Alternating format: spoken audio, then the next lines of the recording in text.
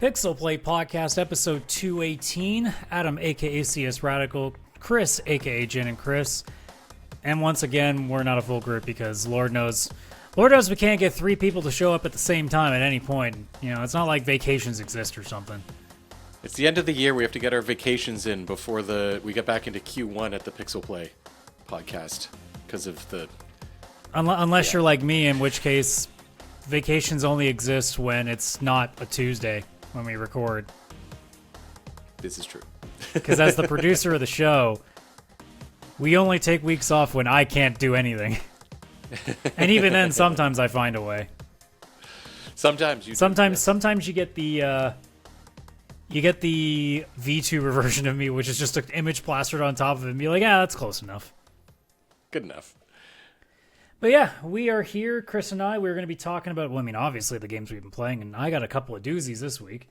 But one of the biggest topics we want to go over is, and I'll get into more depth later, but like with an article came out about how Sega is a little bit concerned with how when they release definitive editions, it's causing people to not buy their main stuff at full price. So I thought it'd be a really good conversation to talk about, our thoughts on buying day one or buying at full price in general, which is a much larger conversation nowadays for a multitude of reasons. But like I said, we'll get into that more there. But otherwise, Chris, what have you been up to? So me, I've actually joined Kaylan in the completion of Ghost of Yote with the Platinum trophy on top of it. I finished that actually earlier today, right after work, pretty much, before I headed off to the gym. I was so close and finally finished it off and did everything. I agree a lot with what Kaylan had said when he reviewed the game. It had a little bit different pacing than Ghost of Tsushima. But otherwise, really liked the game, still loved it.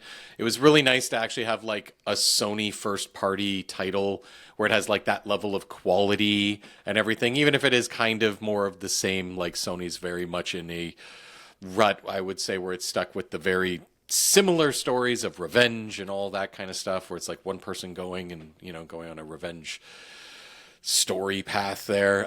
But yeah, the actual gameplay loop, the graphics, the music, all of it is still that top-notch Sony first-party quality, which is not always found in AAA titles. It's kind of one of the few publishers where it's okay, you know what, if they're going to have a game coming out, then I'm safe to get it around day one or in the beginning if I really feel like that type of game. Whereas if it was Ubisoft, EA, anything like that, obviously, you do not have that same kind of guarantee.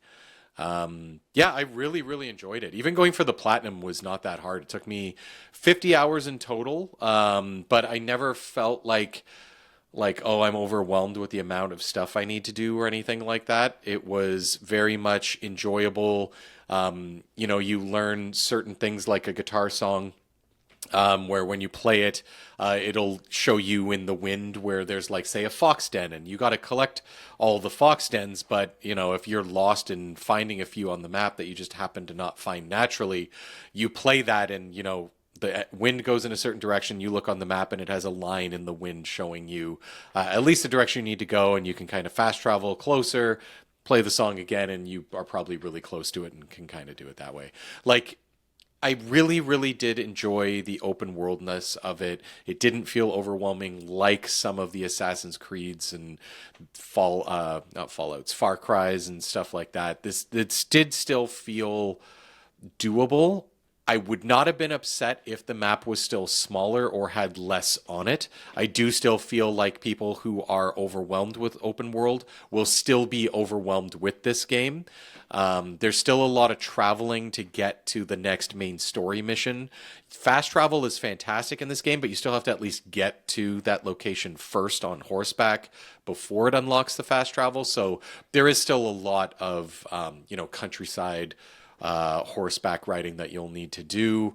But I mean, the game looks beautiful. I think that's kind of the flip side is at the very least, it feels like a visual Wonderland to it, whereas some games suffer from it just being the same mountains or the same forest or the same buildings, whereas this has a little bit extra to it. Granted, it would have been nice if, it was sunny more often in that game so you could actually see the full potential of it. Yeah, it was quite interesting because, yeah, like the weather changes a lot in this game. It'll be like foggy and then a snowstorm and then sunny and then nighttime. And you had no way of like really tracking it. It just was, if you even fast traveled to an area, the weather may completely change as you fast travel to it. So, yeah, it sucks because when it was sunny, that's when the graphics really shone in the game. They shined real beautifully. And yeah, you didn't get to see it as much because, again, yeah, you might go and go to an area and it's this normal, beautiful plain with all these cherry blossom trees or something. But, it's foggy and you can't see shit. And so you don't really get to enjoy the graphics. But yeah, like I loved the way the game looked. I played in the 60 FPS mode on PS5, the base PS5. So there was no ray tracing and stuff, but I honestly feel like this game did not suffer not having it. I remember the lighting in caves, out in the open, in buildings and stuff still felt like great. Sure, I'm sure like adding the ray tracing would have like added a little to it, but having to drop down to like 30 or 40 FPS just for a little bit of ray tracing just didn't seem worth it for me. So I played the whole thing at 60 FPS, loved the graphics. Performance was solid the entire time. The game didn't have a lot of like jankiness to it either. Like Assassin's Creed, you'll play and it'll be like, no, I don't want to climb that. Oh, I didn't want to jump like that. I found that this game didn't have that kind of annoyance. If I went to climb something, it worked as expected. Now, obviously a lot more of it was like climbing a mountain that was specifically designed to climb in a specific spot.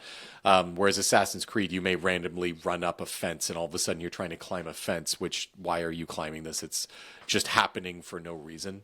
But yeah, I really like the gameplay loop. The story I thought was really good. There's 3 chapters in the game. Chapter 2 and 3 I thought was a lot more exciting, and it actually felt very different. It's almost like after chapter 1, which is about the first half of the game changes. Like it feels like the pacing and just the way it's played and everything completely becomes different. So not only was I not expecting there to be multiple chapters, I wasn't expecting the game to change in its style and feel so much.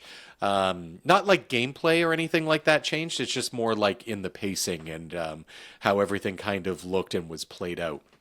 It seemed like a very, very different game. I'm sure they did that on purpose. But still, I did prefer the second half a lot more than the first half. And I thought I really liked the first half, but then the second half happened and I was like, wow, chapters 2 and 3 are a lot more exciting. This is like a lot more intense and a lot more cinematic. Whereas obviously the first half is more like open world, go and complete your objectives kind of gameplay. Yeah, highly suggest it. I wish I had another PlayStation new game coming out to play, but I don't. So I'm probably going to be going back and playing some of the PlayStation 5 games I haven't got to yet. I still got to complete Last of Us Part 2, Gran Turismo 7 I want to try that I have. I've got a few games that I'll probably be hopping into next, but I don't think they're going to hit the same. Those aren't like the typical, open world-y kind of games, and Last of Us 2 is a little bit more tough to get through than Last of Us Part 1, unfortunately. So, yeah. But we'll see. We'll see. Anything else, or is that just been your main focus this week? That's all I've pretty much been playing. I've been touching other like games like here and there a little bit, but nothing substantial enough to even have a thought about them. It's really been me like really honed in on completing that one. Well, then I'll get into what I've been up to. So I've managed to get a couple of games, and I will say there was a disappointment on my side on a couple of other stuff. Okay. I really wanted to like Demon School, which is this indie game that looked a lot like Persona in a way. And as it turns out, it's more like Into the Breach, which might interest you, because I know you like Into the Breach. I love Into the Breach. It's. Yeah. I thought it was going to be more of like a turn-based Persona-style fighting game in terms of like original like PlayStation original PlayStation Persona, and instead of just being a little bit more like a puzzle grid fighter. So might be something you'll be interested in, but I didn't like that as much as I thought I would. Okay. But I did manage to finally get around to playing just the story campaign because I'm not a multiplayer guy for fighting games.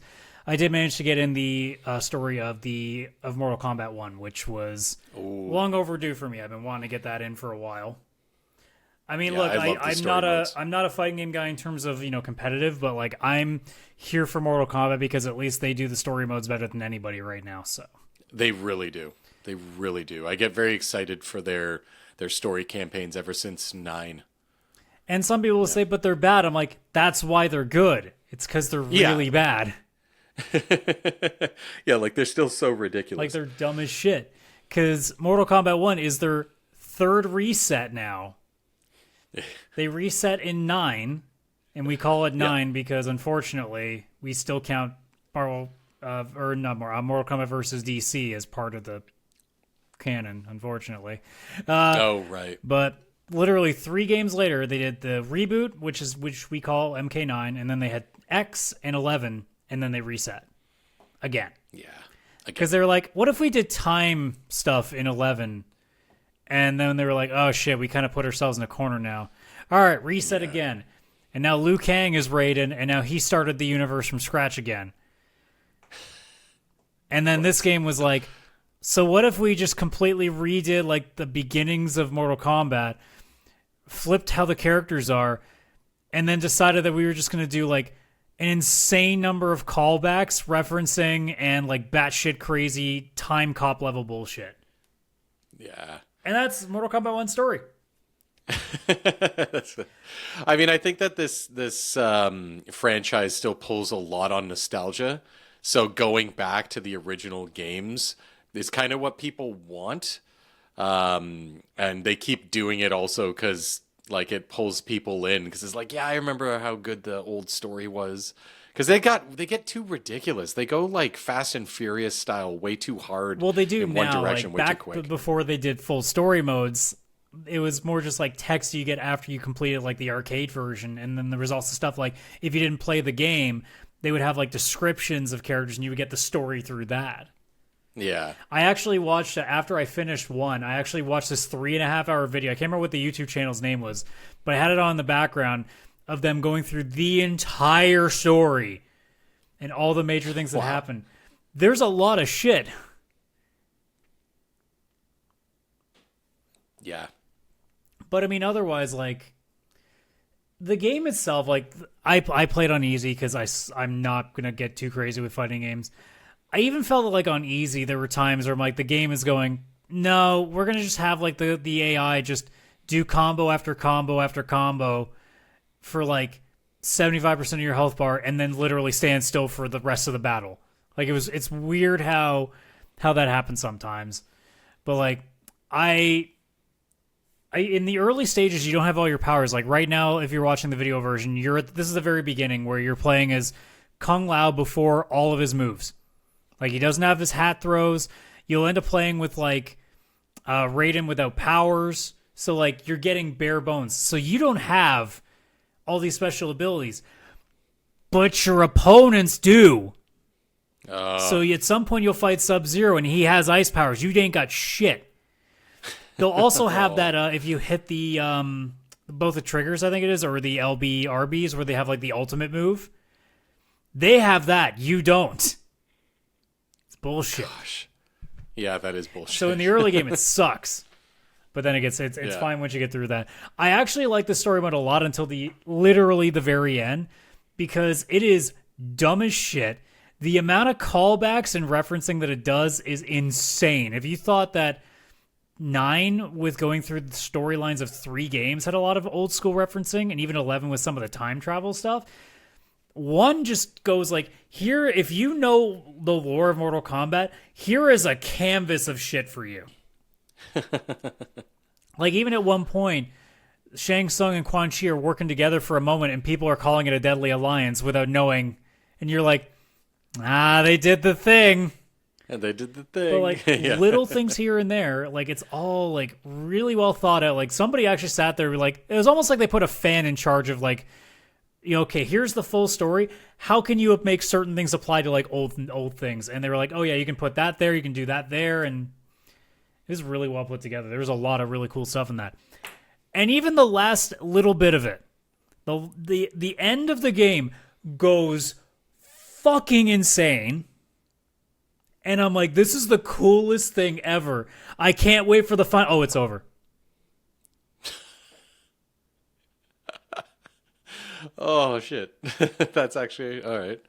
I was having a blast, and I won't spoil it because it's early enough, but like the last area of the game is batshit crazy with the opponents that you fight, and I'm like, oh, this is so cool. How are they going to end this up? And it's over. God. And you're just like, no, we could have done like one more big thing. Damn it. Oh. In this one, when you do the story campaign, do you choose a character No. to play as them, or does it have it's like you what it's switch? been as of late, where you're just Okay, the good. only thing I'll say again without spoiling it is you do choose the character you fight with at the end. Okay.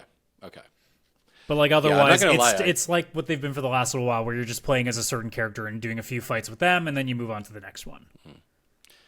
I have to admit, this game is very much for me in the sense that I'm very nostalgic for the original story before it got like really overly crazy with them trying and adding and going from there.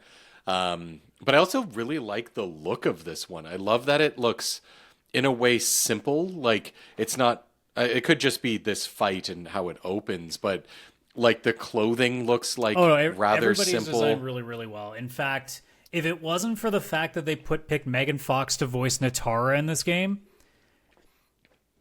everything would have been perfect. Because it's definitely not Hiroyuki that plays Shang Tsung in this one like he did in 11. The person who plays him in this one still does a fantastic job. And there were moments where I'm like, is it actually? No, there's no way it is. And it's not. But like there were moments where I'm like, oh, I can kind of still hear it. He's doing a good imitation. But like everybody was voiced extremely well. I didn't feel like anybody was out of place except Megan Fox. And it was fine. Like every character was great. Even like minor characters that were on the sidelines, like all of them did their jobs very, very well. And to have like these different alterations, like this isn't really a spoiler because if you've seen any of the trailers or you've kind of seen some stuff in this, Sindel is actually good because the way that this whole story is Liu Kang is modeled it so that all of the villains are not going to be able to be villains this time around. So now like Sindel is just the Queen of Edania. None of the Shao Kahn bullshit happens. She doesn't turn bad or anything. She's just Queen Sindel.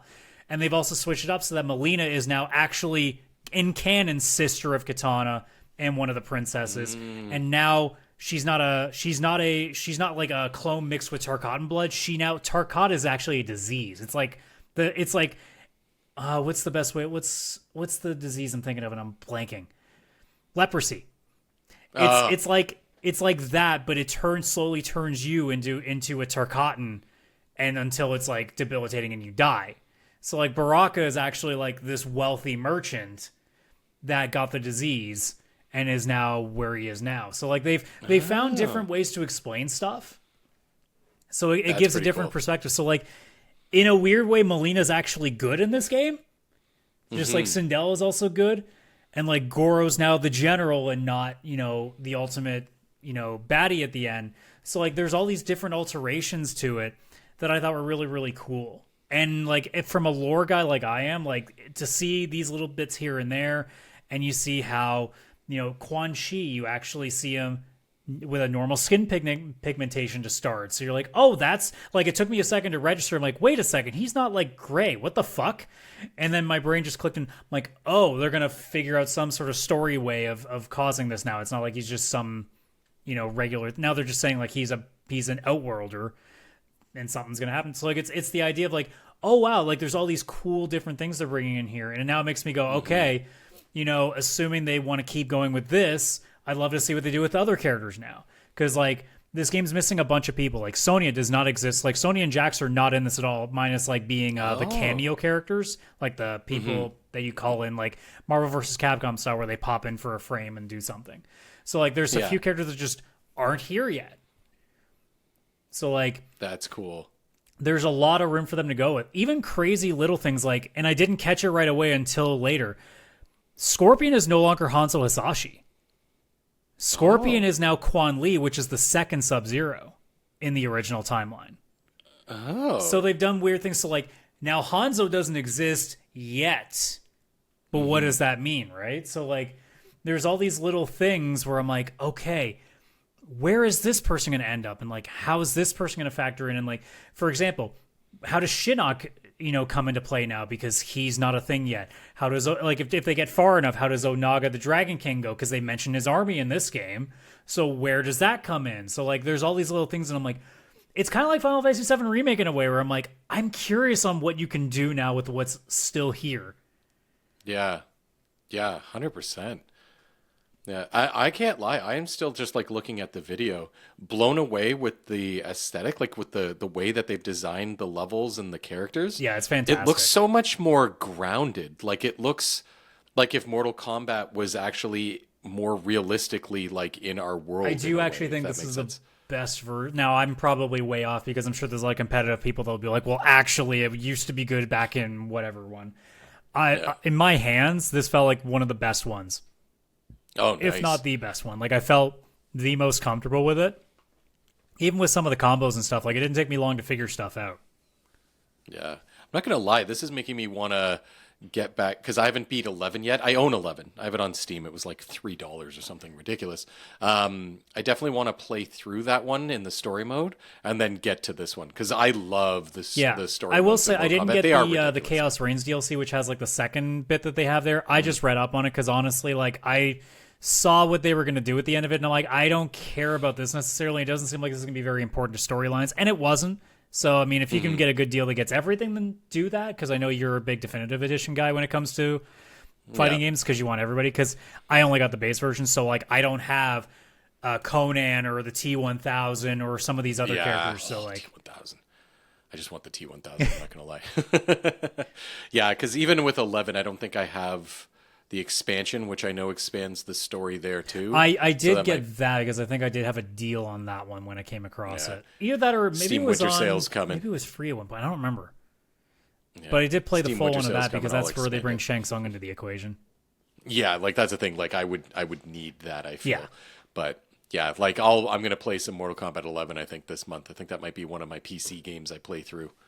Heck yeah. You've inspired me, man. Yeah, and this is the first fighting game I've actually played on PC in full, so like this is interesting to also get it from that point of not playing it on console. So yeah, but yeah, no, it was fantastic. I actually really liked it. Now, still, the campaign itself is still 7, and I'm not saying it like it's bad. I'm saying it like it ends like absolute trash, and it's like I'm not gonna sit here and say it's memorable. It was just a fun ride. So, like, it's nothing special, but, like, I say it as a 7 as being, like, if you're looking for substance, it's not there. But I look at it in the way of, like, I would rate Spider-Man No Way Home in the similar light, where it's, like, if you're just here for like, fun references, you got all of that shit.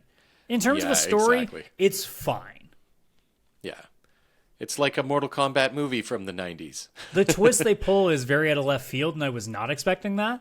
So, like, there is some cool stuff in there as well. But, like, to me, it was just dumbass fucking Mortal Kombat story mode, and that's all I was here for. And I got all of that in spades. Yeah, same. I don't do any of the competitive. I just want to have a ridiculous Mortal Kombat story that I play through, and, you know, it makes enough sense that I can follow it. That's all I want.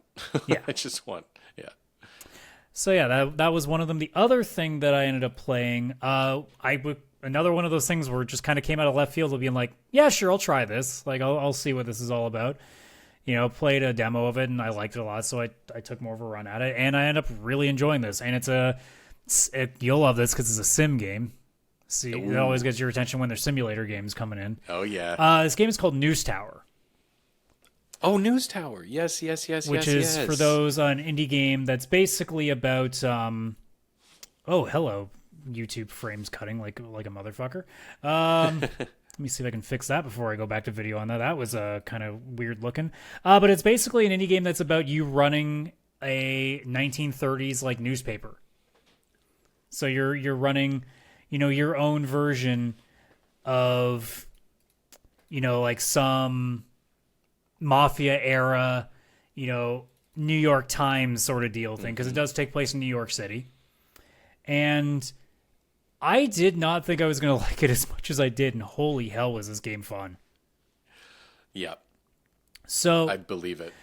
Essentially, like, it's nothing, I don't want to say it's anything special, because, I mean, realistically, it's just a standard sim game. Like, you'll end up creating, you know, a paper, you assign people to do stories, you'll kind of like I'm trying to find a good way to explain this without kind of being like out of breath with it, but essentially like it'll be in steps. Like you'll have someone who retrieves stories, then you'll assign a reporter to it. The reporter will have stats based on the type of story it is. So maybe, and they'll only have 3. So like this person will be good for crime, society stories, and like politics. So like you'll pull up a crime story, be like, all right, so this person can go take care of that. The deeper in the game you go, it'll be more branching paths with the stories. Like at first it'll just be, you need a crime person, go get a crime person for it.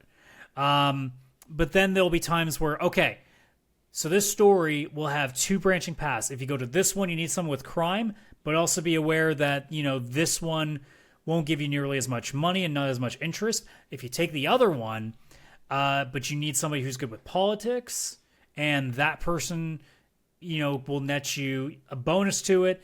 And you also, like, at the end of it, get a couple extra tags onto it. Because at first, it's just, it's a crime story. The deeper and deeper the game goes in, it's now, it's a crime story, but it also adds tragic and, some sort of protest or something. I can't remember what the name of it is off the top. Like, I'm blanking on this right now. But like as the game gets deeper and deeper, there's more things to each story that you do, and sometimes they're multiple different steps. So sometimes it'll be like, okay, you start here, and then you get to this one, and then you get to this one, or it's you take the branching path. This one ends if you just do this one, but if you take this one, there's one more path to that. So it really depends on what you're looking for, because at the beginning of each week, because you do one every week, you pick an area, assuming you finish the last one, to try to get more readership from, and they have specific things they're looking for. So maybe this part of the 5 boroughs in New York, they really want crime, and they really want entertainment stories or something like that. And then the deeper the game you go into, it'll be, there'll be 3 things you need, or there'll be 4, or there'll be 5 even, and they get more complicated and more... it's not just crime. Now we got to get specifically this type that you can only get from crime stories. So you got to find like the story that leads to that exact topic that they're looking for. So the deeper the game gets, the more and more complex it is. And then on top of that, you got to worry about the people that you're recruiting. You got to worry about firing people if better ones can come into play. You got to make sure that you're keeping their spaces clean. You got to make sure that they're there's something in there so that it doesn't feel like they're just staring at a wall the entire time. So you can put things like paintings or potted plants around them, things to make them a little bit happier. There's also debuffs, like if they're near the printer room and it's, if it's really loud next door, like they'll have a bit of a debuff because, of the noise issues, or maybe it's really hot in the room. So you want to put like some fans up or some acoustic paneling to try to reduce that. And then you can just keep upgrading the building as you go. So, I think the max is like 10 floors. I can't remember how many I got to, because it starts to get obviously really expensive as the game goes on. But like, I wouldn't say it's like anything special, but like it's that kind of loop that you just kind of lose where you are at the time. You just kind of get sucked in and just forget that it's been an hour and a half all of a sudden. And like by the end of the game, like the process of it, like there were points where, and they tell you, you can take a loan if you want. I managed to squeak out a few times where I really, really needed one, but managed to just barely eke it out. Because you get trapped in the idea of like you want to have the best people at all times, but you got to be careful because the salary starts to catch up to how much you're making off of the paper each week. So you also got to be careful because depending on how you set up the paper, it's not just, you need a crime topic and a sports topic that week. The first thing you put at the front page gets a 3 times buff. And eventually you can unlock more pages, and they have their own set of buffs on different parts of those pages. But like you also want to group it together, so if you have more than one crime story on the same page, it gives that an extra multiplier to it. So like there's still a little bit of strategy in how you set the paper up. So you got to be careful too. If you just rush it around, you'll lose money real fast because you'll kind of not realize the amount of bonuses you can get, and also you might overspend.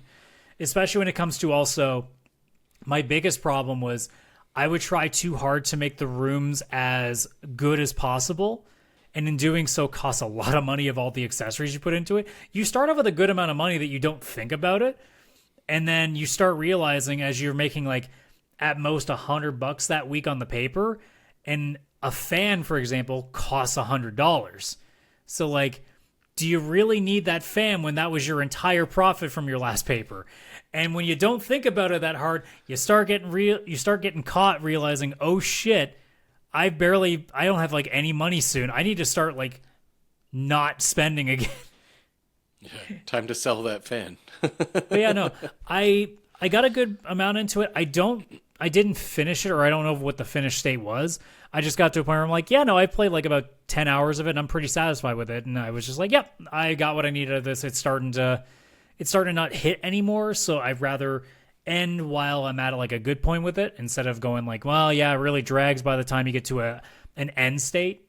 So, but like, this is a solid like 9 for me. As a sim game and as a guy who doesn't generally enjoy these as much, this really hit everything for me in the way that like it doesn't demand too much out of you.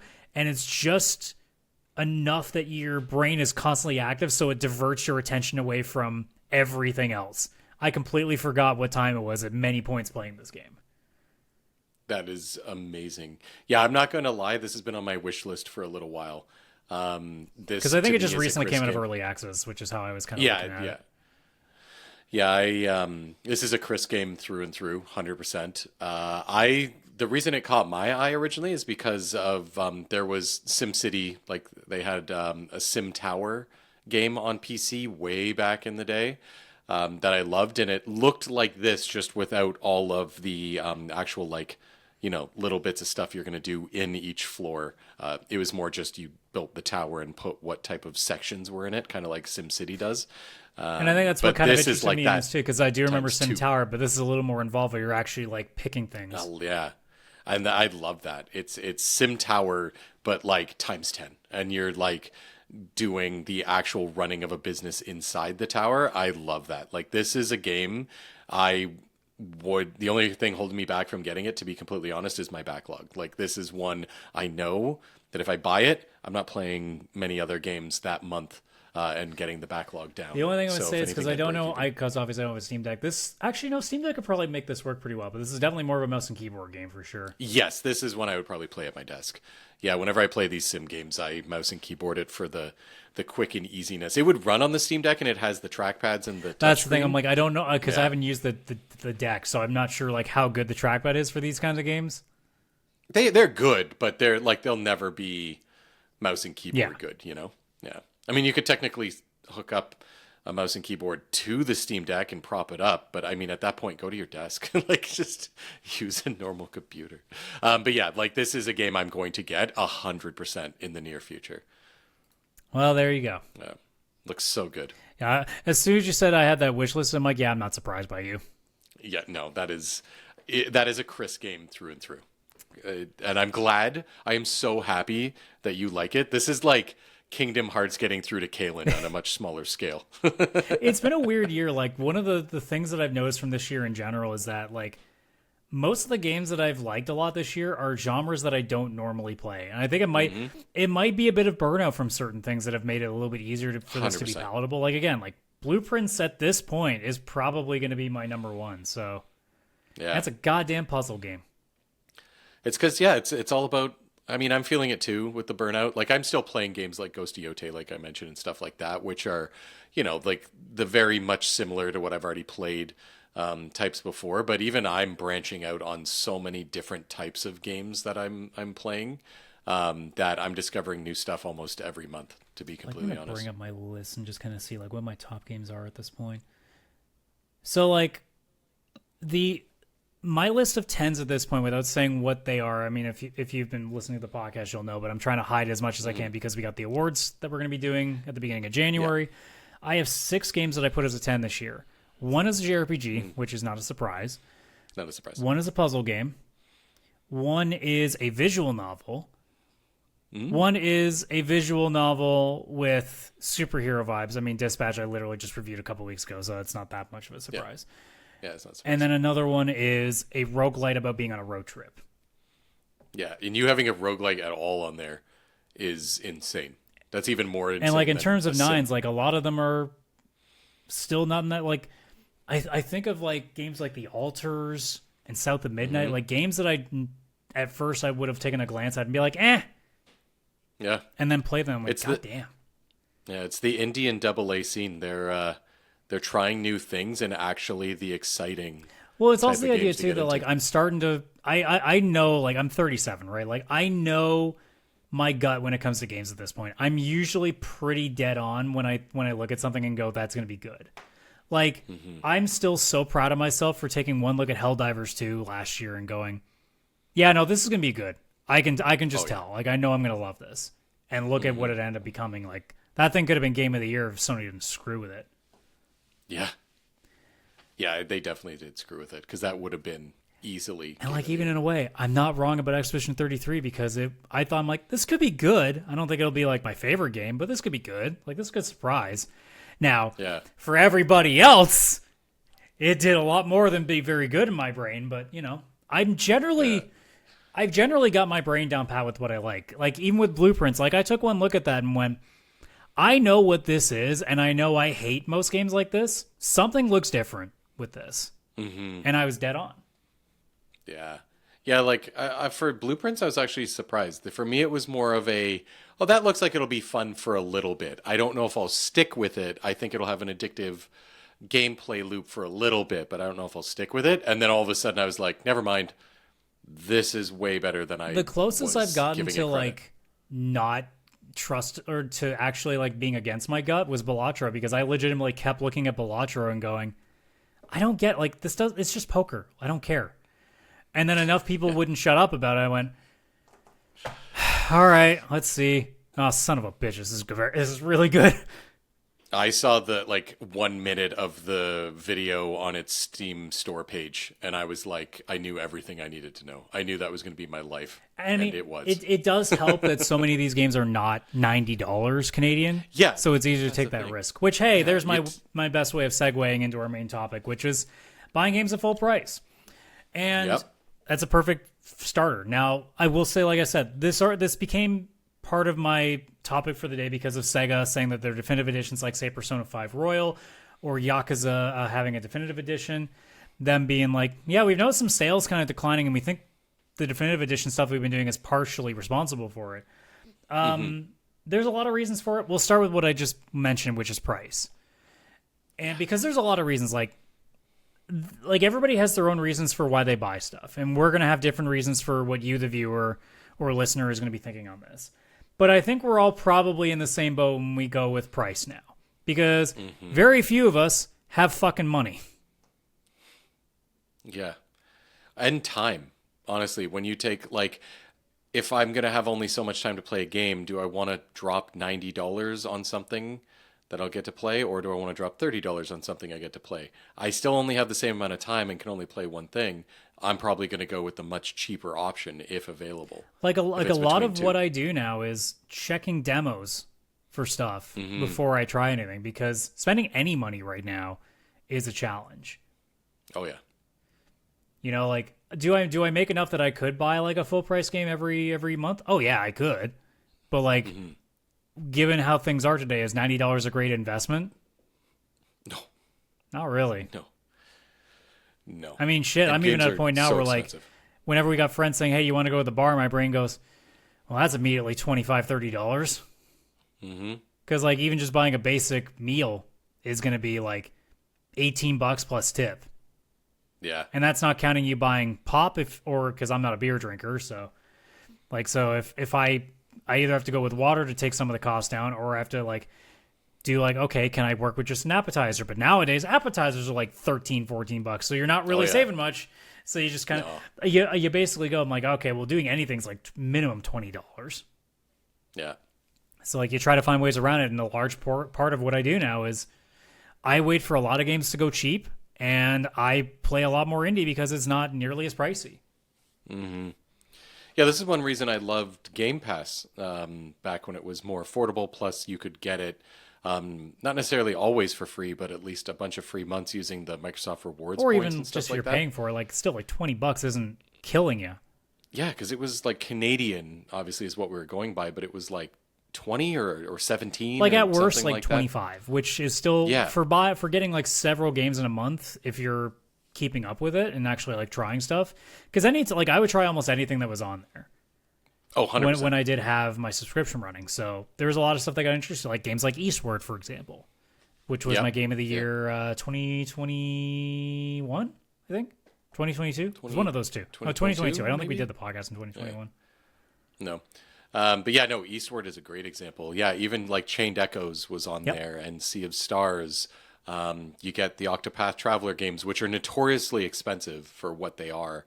It's not like I'm not saying they're not worth the value, but like it's hard. I mean, I'm willing to say that they're not worth the value for a lot of these things and I mean, I'm sure people will be like, "Oh, you saying that like Doom: The Dark Ages isn't worth $90?" I'm like, "Nip, it is." But when the economy sucks and you only have so much money to spend, it's not your value for what $90 looks like. Yeah, exactly. Yeah, like I think that games being 80 or 90 Canadian dollars is tough. Like that's a very big investment. And when you're playing something like Octopath Traveler, even like, sure, the amount of hours you're going to play, you're getting, your money's worth, but it's still like a JRPG that you could go and buy Sea of Stars or Chained Echoes, as I just mentioned, at normal price, like not on Game Pass, like actually just buy them. And they're like less than half. They were like $30 or $40 Canadian, like all in brand new. And it's not like those are short games. Those are still full-length JRPGs.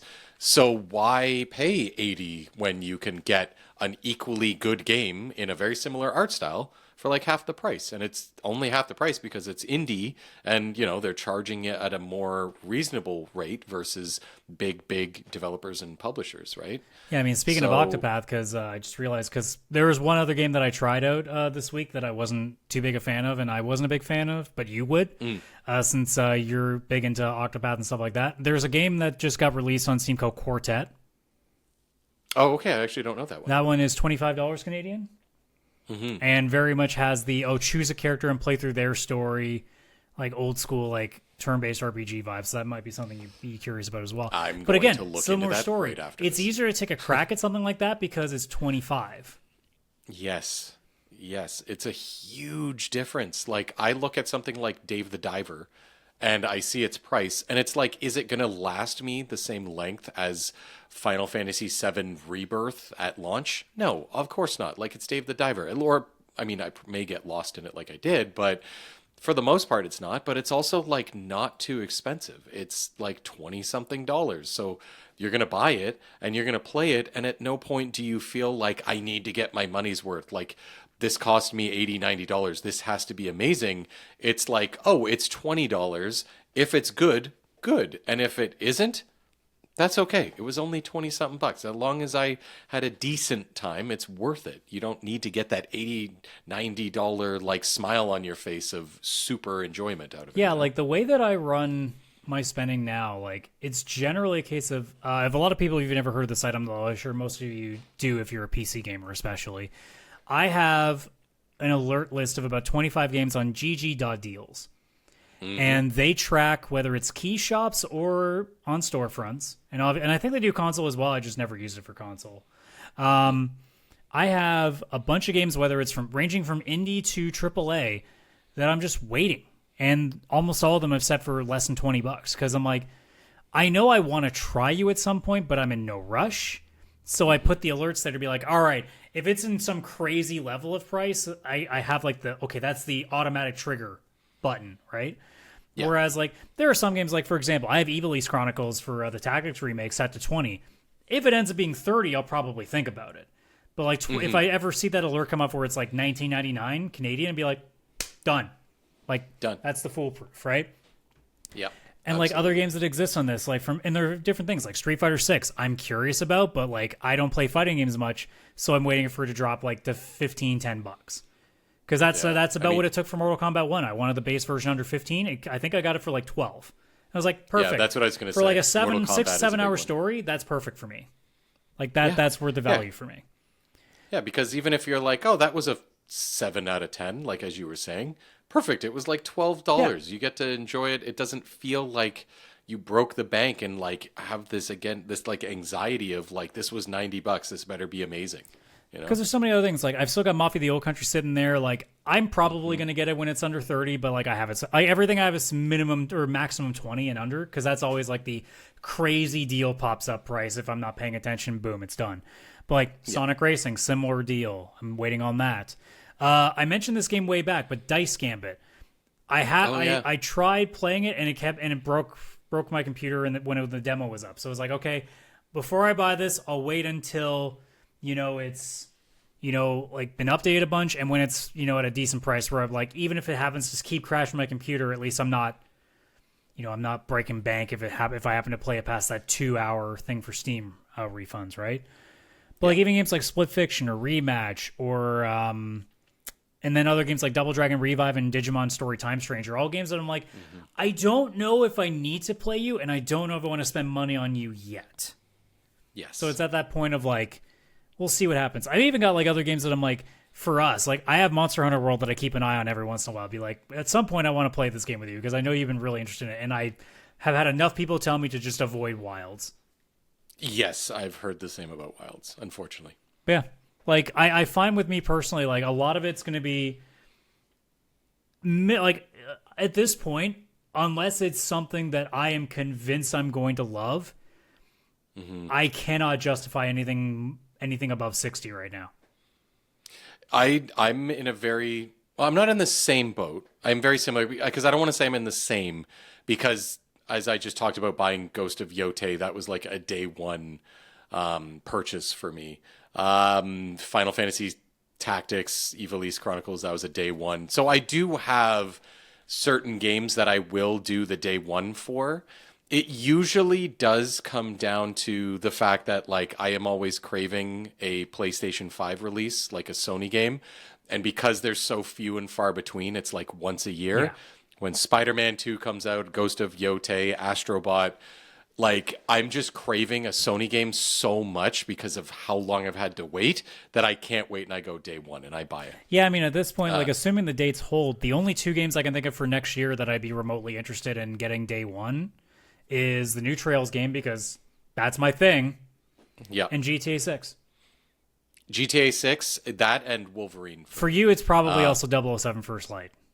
And 007, yeah. And it kind of comes down to these, like...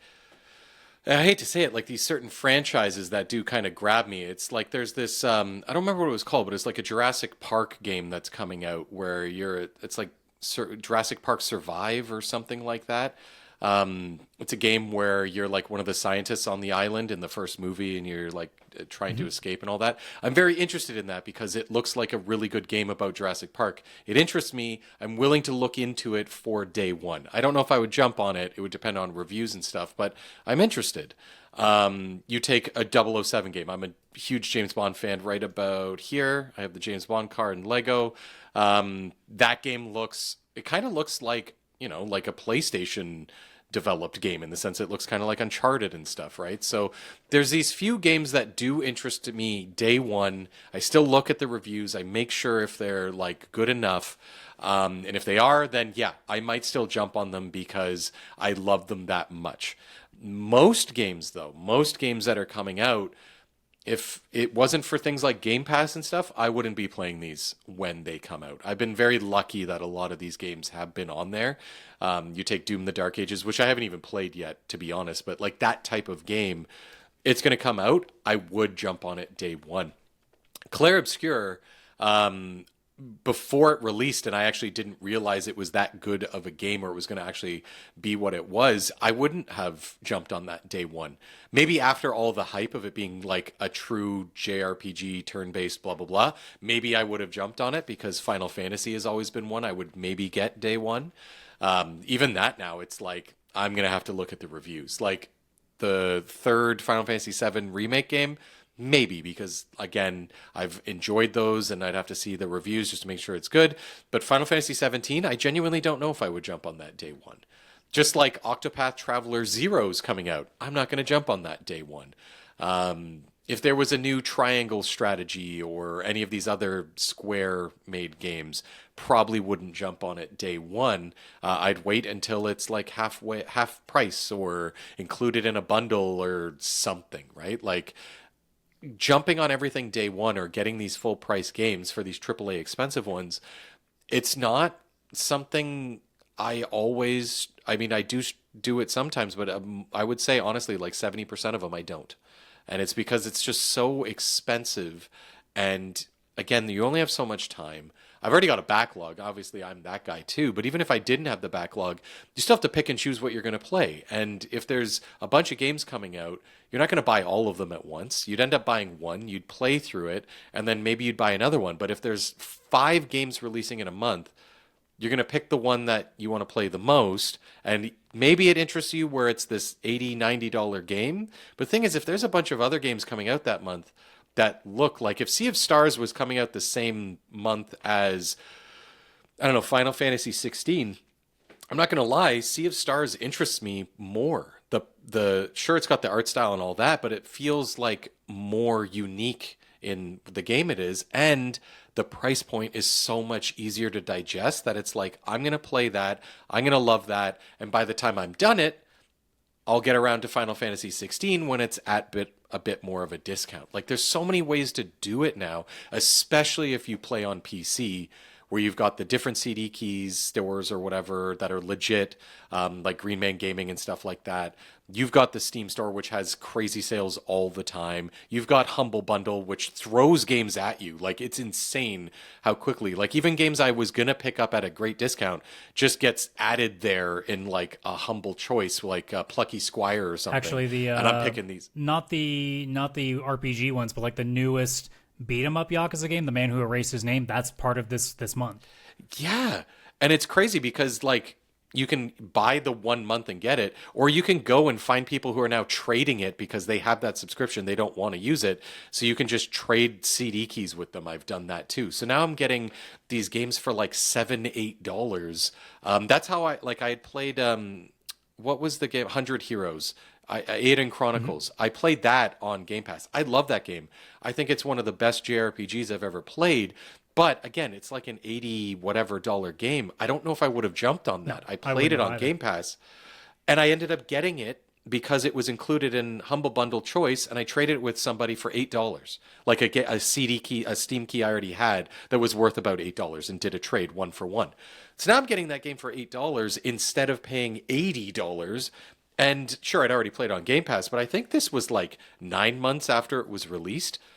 So, like, why pay the crazy amount of money if these games are going to be so accessible after all the hype has died down and all the people who do always buy day one are done doing it? Yeah, it's definitely at a point where, like, unless you're loaded, you're basically just, the only times you're probably pulling the trigger at day one full price is if it's something that you've trusted for a long period of time. This year, absolutely, not counting indie games, because that's a different level of spending. Like, we're not talking $30. We're talking straight up, like, full price $80, $90. It's basically been 2 Trails games and MLB The Show, because MLB The Show has become my, like, whenever I'm listening to a podcast or whatever, like, in the background stuff. And that's a year-long game for me. So getting $90 worth of 12 months of gaming is not difficult to do. Yeah, absolutely. Yeah, like... But, like, BioWare used to be that for me. It's not anymore. Square used to be that for me. It's not anymore. Atlas is teetering because it depends on the series. Like, anything Persona related is a guarantee, but Atlas also has a bunch of other stuff that I'm not nearly as interested in. But like, it's getting to a point now, and if you're already holding your wallet a little bit closer, you really are now like paying close attention to what it is. And I think too, like with things like emulation and dare I say piracy, a lot of people are turning into other methods to try to cut a few of those costs out. Yeah, oh, absolutely. Yeah, and I feel like even when it comes to emulation, it's not even necessarily that people are playing like even the new games. It's like, you know what, I'll go revisit some like 20-year-old classics that I used to love and every once in a while kind I of keep play thinking those about for a like bit. maybe I should just go back and dive into the old Super Nintendo catalog and try some stuff I have. Like, I still haven't played any of the Soul Blazer games. Like, maybe I should finally get around to trying that. Yeah, and it's like, it's great because it's not like those games are not good anymore. They're fantastic. They come from a time of when game making was unique game engines. Not everything was Unreal Engine 5. There was very little performance issues. It was like games released without all the fluff that we see today, right? So like they're great palette cleansers in between. There's just so many options. And I think that's another big part of here is, yes, things are expensive, and yes, having money to buy this stuff is tight, but we also have so many options now, right? Like you could buy the $80 game, or you could go buy one of 100 indie games that released on, say, Steam or Switch or wherever, probably in the last week, and they'll be $20, $30. Or you can wait for these crazy sales. Maybe you don't even buy games, you just have Game Pass or PlayStation Plus Extra. Maybe you just subscribe to Humble Choice on Humble Bundle. You're going to get 10 games a month for like $10. Maybe you'll like them, maybe you won't, but it's 10 games that you can play and just do what you're going to do with them. You'd probably never actually had to buy a game if you're just going by always having something to play, because you're going to have 10 new games every single month on like Steam or your PC. There's so many options that I feel that people don't feel the need to spend this crazy money, where back on, say, PlayStation 2, that was the options you had. You had like an Xbox or a PlayStation 2 or a GameCube, and games were at best maybe $50, and that was if it was like the cheaper type of game. And then other games were like 60 or 70, whatever they would have been back then. Yeah, like the indie scene didn't really exist unless you're... Well, even on a PC, wasn't really a thing either back then. So it's like it was whatever was the big hype. Yeah. Whereas now, you can, like, Steam literally has the feature, the what do they call it? Not the wish. What's the damn feature they call Discovery Queue? Oh, the Discovery Queue. Like, you can literally just find shit that you never would have heard of, which is how I found News Tower. Yes, 100%. Yeah, I love the Discovery Queue. I go through it all the time. But yeah, like before, there was no choice. Every game was like AAA priced. You had no choice. Didn't matter if it was like a Where's Waldo game or a Barbie game, or if it was like Grand Theft Auto San Andreas. Like, they were all priced basically the same. So you bought what you bought, and everybody just kind of sucked it up because it was the only option. There was a point when it was a big deal that like Braid or Fez or Shadow Complex or Minecraft at the time was like a thing. People were like, here's this like really interesting experience that didn't cost me 60 plus. Yes. Yeah. And the thing is like, if you take like Minecraft cheap, actually at the time, I don't even know if you had to pay for it. No, I think you did, but it was still cheap, but also kind of like limitless, right? And not the type of limitless like fucking live service games are today, Roblox and Fortnite and PUBG, and where it's more about FOMO than it is actually about like just content. Like it's more like an addiction to gambling than anything else, because sure, the game's free and limitless, but you're also dropping $30 a month on these battle pass crap things, like whatever, right? Whereas you bought Minecraft, that was what you got, and it was not too expensive at all, and you could play that with your buddies online for as long as you wanted and never have to really pay anything else, and it was fantastic. So once those options came out, I think Braid and stuff like that, great call out. Once we started to see those, which I think was like the Xbox indie scene, they're a little bit of the one who started it, at least in the console side. I think that kind of changed everybody's opinion forever, because Braid was a great game. Fez was an incredible game. I remember I bought Fez on my first Steam summer sale for $2.30. And I played it almost instantly, and I was like, what world have I walked into? Like, it was crazy, like, how affordable such a great game was. And even though it was $2.30, it's not like regular price was anything crazy. I think it was $20 normal, and it was just like 90% off, which is huge. But, I mean, at full price, again, $20, I would have absolutely played that and not paid the $80. So all these options just makes it that much harder to go and spend the crazy money on the big item. Yeah, with the amount of options there, then it doesn't help that the AAA industry itself is going out of its way to try to give you reasons to not want to buy their stuff at full price. So going back to the article, Sega's biggest issue that they've been coming across lately has been their definitive editions, whether it's Persona 5 Royal. I'm still wondering if Metaphor ReFantazio is going to get something like that. Yakuza's getting a definitive edition. So, like, it's all these kind of things where it's, you know that you're buying a game sometimes, and you never know if you're getting all of it. Especially when you got things like DLC to worry about now. Yes. You know, a lot of games had a Game of the Year edition. So, like, you sit there and go, do I need to play this now, or can I wait 6 months, see what other content comes out for it, and make my decision then? So, like, a big part of, like, with, again, this whole thing that we've been dealing with for years now that we just weren't paying that much attention to until we started really noticing it, we're not getting finished games anymore. No. Not at all. So, like, why would you ever buy a AAA game at launch when you can just buy an indie game that you know is done? Like, it's rare. Like, Sea of Stars is one of the few cases where they add to it with DLC. Most of the time, it's just free updates that the developer does. Absolutely. Cue Balatro one more time. Yeah, like, Balatro's in everything now. Like, Vampire Survivors got the free Balatro update.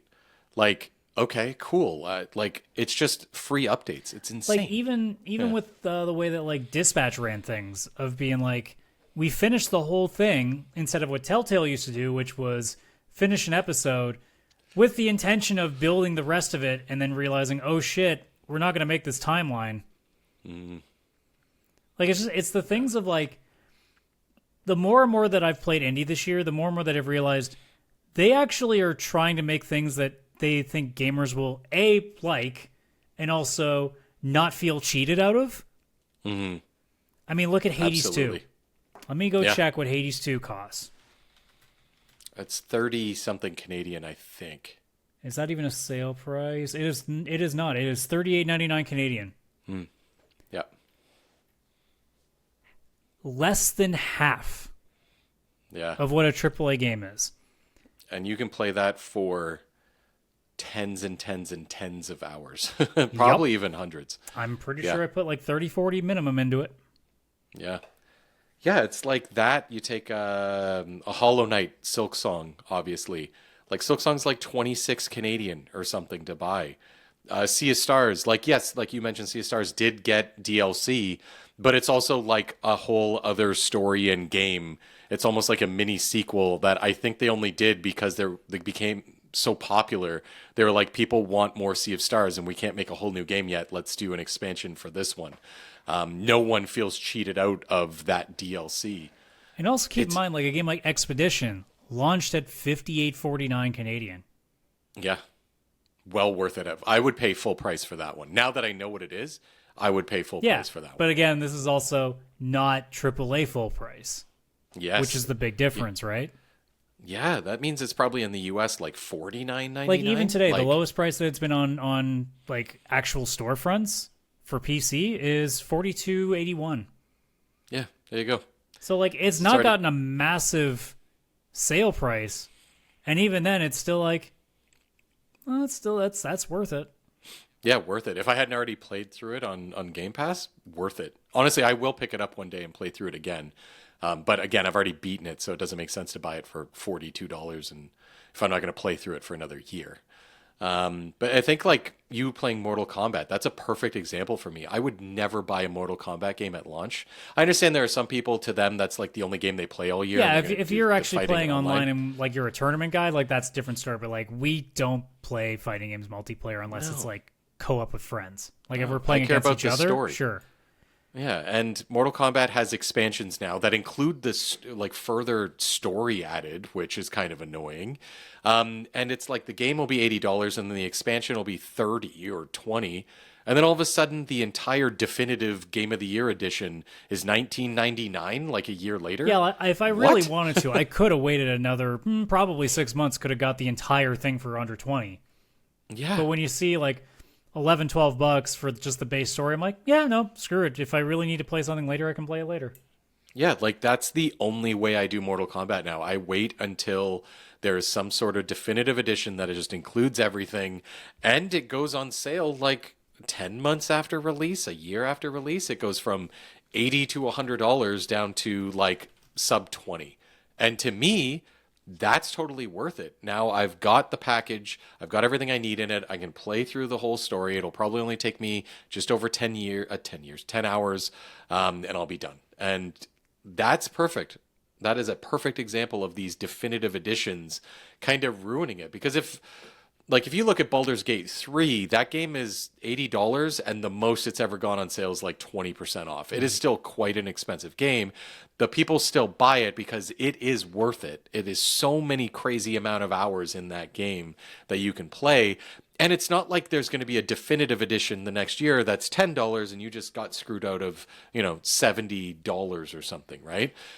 Whereas Mortal Kombat, it's within the year. It's like 85% off and includes everything versus buying everything separate. So Yeah. why would you buy Mortal Kombat Day 1 unless it's like your game? That's the game you play online every day.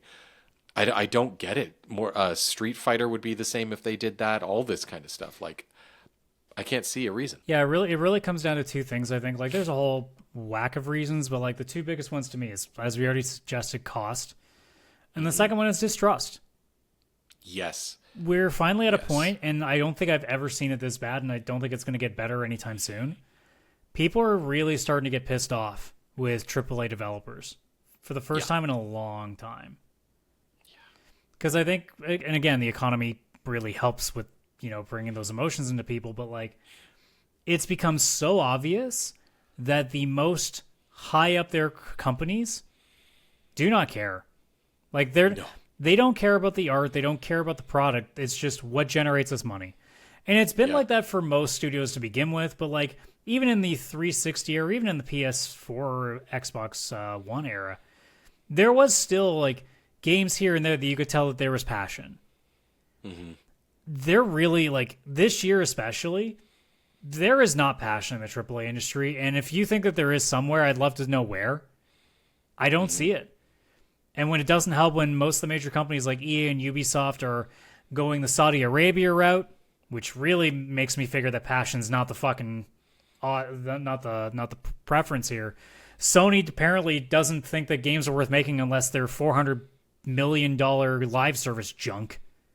Yep. Xbox apparently doesn't even know what the fuck they want to do. Yeah, I feel like that's just bad management. And Nintendo thinks that they don't, and Nintendo doesn't care about how much money you make. You're going to pay X amount no matter what.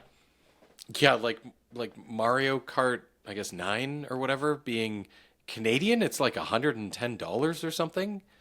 Like, that to me is wild. Like, I'm not saying it's a bad game, but $110. There's not a lot of things I would pay triple digits for in the game. No, like maybe, like, I hate to be a cliche here, maybe GTA 6. That's the only one, and if it's as big, that's also as 5, assuming, and that's purely based on an assumption, which may turn out to be false. So there's always a chance that this could finally be like the, oh my god, Rockstar's lost it. Yeah, that's true. It happens to all of them eventually, right? Yeah, these developers, the big companies, like, you can see it. There is certain things they're doing with AI that's questionable. Certain things they're doing with management. Oh, but we can't display that on storefronts, because why would customers want to know what's in the games that they're paying money for? God. Yeah, like, if it's one guy making a game by himself in his basement, I can understand if he uses AI to help him with some coding or like some character art because he can't afford to hire a character artist. I'm not going to be mad at that. If your company has more than 7 digits in its bank account, fuck off.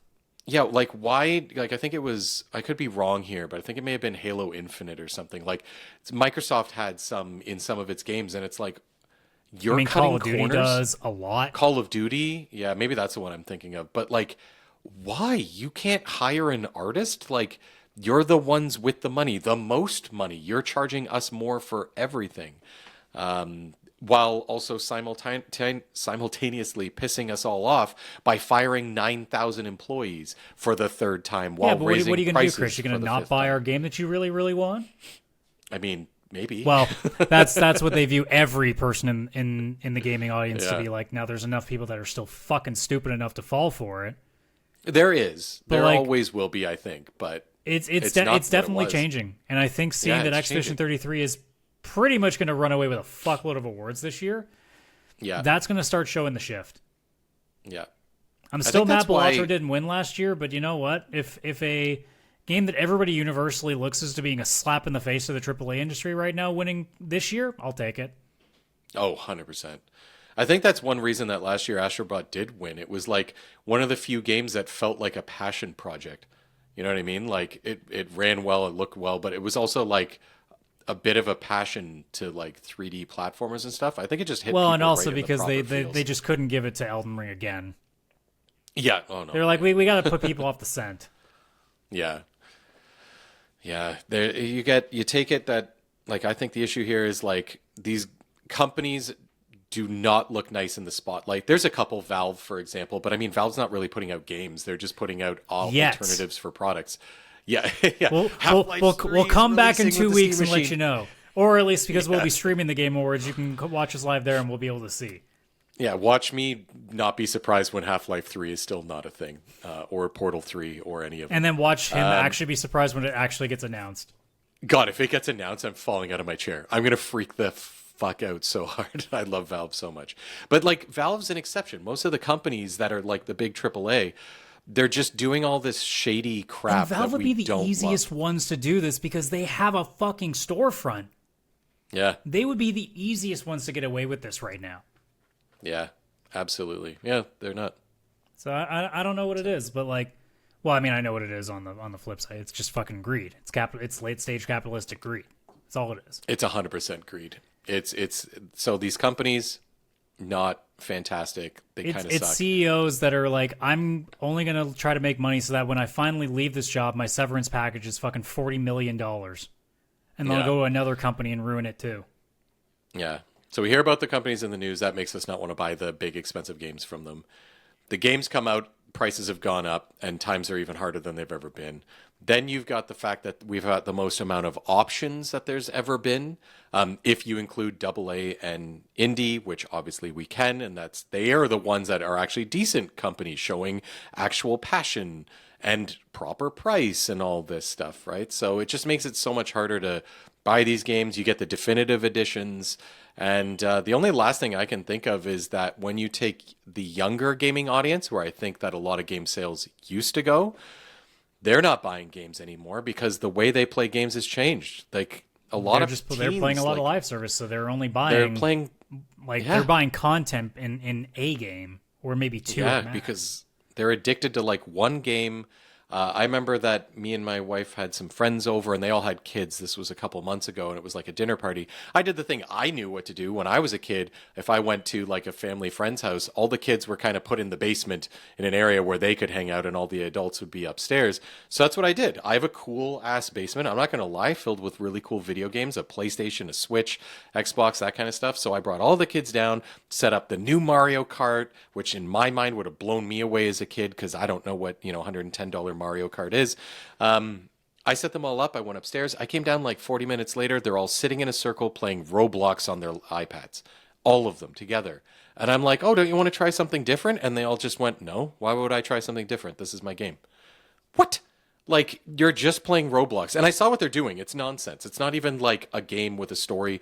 Like Minecraft, at least, it's like you're creating something. Like you've got at least some sort of a goal in there, especially if you're doing the survival mode. But like the way that the younger gamers are now, it's not the same kind of consumption that you and I and other people had, because they're not looking for like one good story or a great gameplay. They get lost in, one gameplay loop that's more designed to just keep you hooked doing the same thing over and over and dropping some, money on a battle pass. And that's it. And if they can play it on an iPad versus a gaming console, you're dang right they're going to probably try and do that too. So. Yeah, I mean, I've got my own thoughts about those kind of games, but it's nothing that I have to think about because no, I'm not a child anymore, and I'm not going to have kids, so I don't have to think about it that hard. Yeah, that's just not something. If I had a kid, that is not the type of gaming I would introduce to them. I mean, I know what you're going to do. You're going to raise them from the ground up. You're going to be having them play fucking Super Mario and shit. Oh, well, we're playing Super Mario, and you know what? I'll show them some nice new stuff, but it's going to be like Forza Horizon. Here, learn to drive a car. Play a real game. Like, come on. Yeah, no. And then watch how you've made your kid a bully target because he doesn't play fucking Roblox 3. Good. Ugh, yeah, I can't take these new games that aren't actually games. They're not, again, these companies, I don't like them because I would never buy a game from them because they're building things to try and just get people addicted and keep spending money. Kind of like Madden and FIFA and stuff now. Like, I don't even think I'd go that route. Like, yeah, like anytime crazy. we see like, especially the Hoyover stuff, like your Wuthering Waves and your Zenless Zone Zeros, I go, I mean, it looks cool, but like, do I want to play a game that's basically going to be a constant loop, and it's just trying to get you to spend money on characters and skins? Yeah, I'm like, no. Like, I would rather put the money towards some indie developer who is, probably around our age anyway, and making something based off of what we grew up with. So, like, I'm not going to sit here and say that people are wrong for making those choices, but it ain't for me. It ain't ever going to be for me. It ain't ever going to be for me. If I wanted to play something that feels like huge and never ending, I'm going into like an MMO where it is a full-fledged game. You have to pay monthly for the servers to get in there, like Final Fantasy 14. I'm going to play that. And you know, Bungie, you were doing a great job, and then you decided to fuck that up too. Just like everybody else does. Although, I will say I saw the new expansion for Bungie 2 that was done with LucasArts, and it's all the Star Wars stuff. Oh, you can get like a Boba Fett and Mandalorian skin, and there's lightsabers. I'm not going to lie, that tickled me a little bit in the right way, but I don't play Destiny, and I'm not getting in there now at this point. That's... No. And I love that they're like, oh, we're going to make a Destiny 3, and we're trying to make sure that we don't have a dead game. I'm like, you know what helps with that? Treating your customers well. Yeah.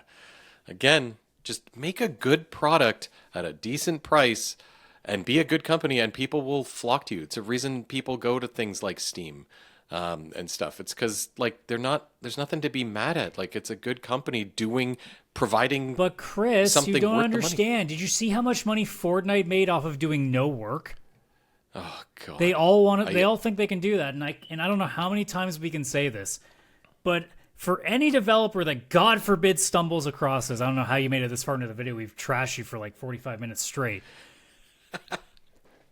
You aren't going to fill a gap that doesn't already exist and filled somewhere. Yeah. You are not going to beat these games. It's why they keep failing. Mm-hmm.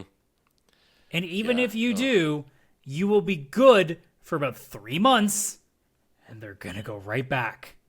Because where do you think all the money they've spent's been? Yep. They have that Wolverine skin where he's doing the Carlton dance. They need it. Like, it's why I know that people really didn't like all my takes during, like the Game Award or the Summer Game Fest and stuff, saying, well, you're just mad that it's not for you. Yes, but also, most of these games are being made for streamers. What do streamers do? Switch games constantly. So most of the games that you're seeing right now are games that have at best, 3-month shelf life, and they're designed for you to be there forever. So try to make sense of that. How is a game going to last for years, but the average person's going to drop it in like a month or two? Why did Helldivers work? Because it's like you can get everything in the game. It wasn't and it's free to play, fun. So there was a price point. But that meant that they had to make sure it wasn't predatory. Because the second it's not. It gets predatory, and this still applies now. If Helldivers switches to free to play, it's dead. If Helldivers starts getting predatory, it's dead. Yep. Look at Fall Guys. Look at Fall Guys. There we go. Look at that, Jinx. Yeah, like, that's what it was. It was great, and then it went free to play, and it became shit. I've thought about turning it on once in a while, and every time I think about it, I go, no. No. It was so good. Like, you just paid for the game, and there was, like, things you earned in-game, and, like, that was it. I think you could technically buy you could buy stuff. currency to buy, because, they have, like, their Sonic costumes and shit, right? So, like, that was where you would want to spend your money. It was just to buy costumes. And, again, we don't have problems with that. As long as they're priced fairly, that's fine. When it's not a loot box, if it's just like, hey, give us $5, you can get this Sonic costume for your bean, and you're like, it's still a little pricey, but I really do like Sonic. Yeah, I bought it. I remember buying it. It was the last thing I did in Fall Guys before I uninstalled it. Never played it again. Yeah, it sucks. We joke about the $3 horse armor, but like, at least it doesn't affect anything. Yeah, and you don't have to like play a loot box to get the one horse armor you want or anything. Like, and it like you I take look at Fall Marvel Guys Rivals, for example. They openly advertise their swimsuit content, and you know why. Yeah, I know why. Because it's going to take you $40 to pull it. Yeah. Yeah, it's predatory, and it's gambling, and it's why I don't want to support those kind of developers. I'm just praying that Europe rushes through their processing on getting this more regulated so it starts seeping around. Yeah. Because, look, North America won't fix shit. We don't do shit here. Nope. Doesn't, like, literally the entire world could all have banned loot boxes and banned gambling in-game, and we would be the only 2 countries left that have it. Yeah. But, like, if the rest of the world bans it, the odds of them putting it in the games are going to be lower because they're going to want them to be bought by everybody. Yep.